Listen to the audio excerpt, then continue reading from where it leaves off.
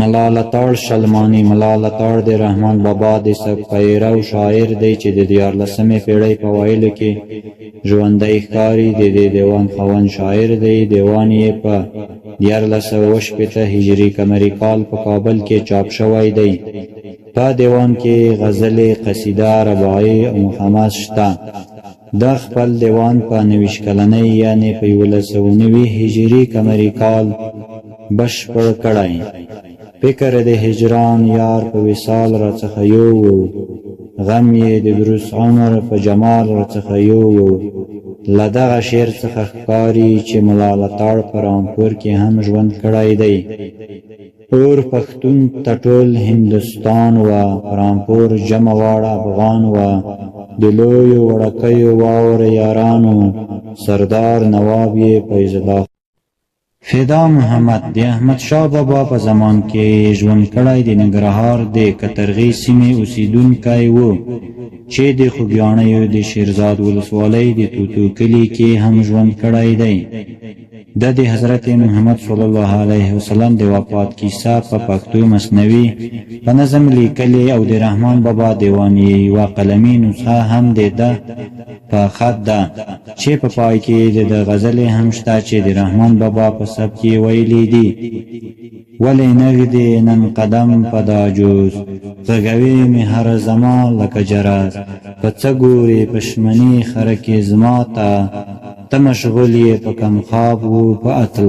عبدالرسول د احمد شاه او تیمور شاه معاصر بلل کېږي چې په کندهار کې زیږېدلی او نور عمر یې په کشمیر کې تیر کړی. له ده څخه یوه سفرنامه او آزادنامه پاتې دي چې د شعر دیوان هم لري، یوازې په پښتانه شعر.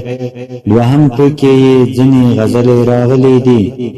بې طلبه به هېڅ نه مومې رسوله، که د دواړه سترګې غرقې شي په نن. رحمت داوی په اصل کې د کندهار د شهر صفا اوسیدونکی و. د زیږېدلو کال یې د پوهانو په 1150 یا 1160 هجري قمري کال ښودلی دی. ژوند یې تر 1210 یقیني دی چې د ځوانۍ او پیرۍ دواړه دورې د سوات په کوهستان او کشمیر کې تیرې کړې دي. رحمت داوی په پښتو ژبې یو ښکلی دیوان لیکلی چې منتخبات یې په ورکه خزانه او د سره غره ګلونه نومو تذکیرو کې چاپ شوي دي. د سره غره ګلونه تذکیره د استاد رفیع او استاد هیوادمل ګډه تذکیره ده چې 1450 هجري قمري کال چاپ شوی. د دې دیوان نیمګړی متن یې په 1980 عیسوي کال په پېښور کې چاپ شوی دی. د دیوان کې غزلې، قصیدې موجودې دي او له غزلو څخه یې ښکاري چې د فکر او هنر له پلوه رحمان بابا پیرو و. د رحمت د شاعرۍ قدر به ډېر و که رحمان مومند ژوندی وای. په باګرام کې داوی په خپلو قصیدو کې ځینې تاریخي وقایع او اجتماعي، انتقادي او تاریخي مطالب ویلي دي. رحمت داوی د شعر دیوان سربیره د نظامي، گنجوي او د لیلی او مجنون کیسه په پښتو مثنوي په 1210 هجري قمري کال ژباړلې دي چې په 1469 هجري قمري کال په کابل کې چاپ شوی دی. چې مجنون په عشق ابتر شو، ټول عالم باندې خبر شو.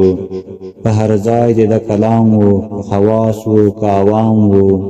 چې مجنون نومې یو ځوان دی، ډېر په عشق کې دی اریان دی. د لیلی په زلفو بند دی ډېر. ابن یمین د ننګرهار د شینوارو په لوی پاپین کې اوسېده چې دی د امیر حبیب الله په 1419 نه تر 1420 هجري قمري د زمانې شاعر و. د غزلو فکري او لفظي جوړښت یې د رحمان بابا د سب خصوصیات لري. د ښاغلي استاد زلمي هیوادمل په فرهنګ، زبان او ادبیات پښتو کې معرفي شوی دی. په هند او کشمیر کې همداسې شاعران اوسېدل چې د رحمان بابا له پیروانو څخه وو. دغه لاندې شاعران ښاغلي استاد هیوادمل په خپل اثر په هند کې د پښتو ژبې او ادبیاتو ایجاد او ودې پړاوونو کې د رحمان بابا د سب پیروان بللي. میر امام الدین درویش میر امام الدین د شیخ سعد الدین احمد انصاری زوی و په 14مې پیړۍ په کابل کې ژوند کړی. په پښتو او پارسی ژبه یې شعرونه ویلي، دیوان یې هم موجود دی. پښتو غزلیات یې ټول د رحمان بابا د اشعارو په پیروۍ ویلي دي. که یاري را سره نه کا یار زما، تر قیامت ورځې پورې زار زما.